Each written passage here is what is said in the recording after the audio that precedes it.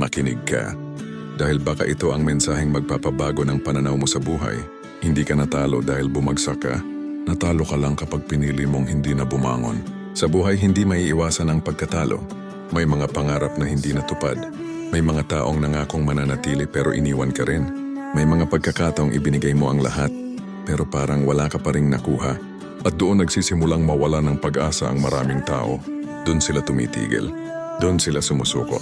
Doon nila pinaniniwalaan ang kasinungalingan na wala na silang halaga. Pero gusto kong malaman mo ito. Hindi sinusukat ang halaga mo sa dami ng beses kang nanalo. Sinusukat ito sa dami ng beses kang bumangon matapos mabigo. Kahit ilang beses kang umiyak, kahit ilang beses kang nasaktan, kahit ilang beses kang pinanghinaan ng loob. Hanggat bumabangon ka may pag-asa. Hanggat lumalaban ka may pagkakataon. Hanggat humihinga ka may dahilan para magpatuloy. Minsan kasi gusto nating makita agad ang resulta. Pero ang tagumpay ay hindi nangyayari sa isang gabi.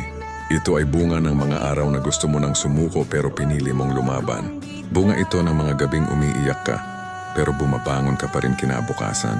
Bunga ito ng pananampalatayang pinili mong hawakan kahit wala ka nang nakikitang dahilan para umasa. Kaya kung nasasaktan ka ngayon, kung pagod ka ngayon, kung pakiramdam mo wala nang nakakaintindi sa'yo, huwag mong kalimutang tingnan kung gaano kalayo na ang narating mo.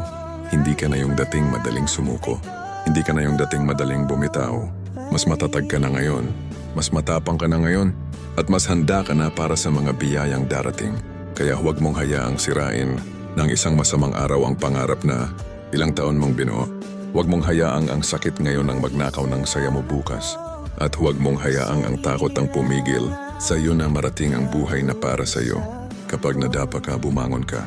Ay kapag nabigo ka, matuto ka. Kapag nasaktan ka, maghilom ka. Pero huwag na huwag kang susuko. Dahil balang araw, ang mga luha mo ay magiging testimonya. Ang mga sugat mo ay magiging lakas mo. At ang mga pagsubok mo ay magiging inspirasyon ng ibang tao.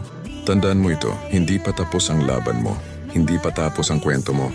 At ang pinakamagandang bahagi ng buhay mo ay maaring isang hakbang na lang ang layo. At kung nagustuhan nyo ito, please follow and share.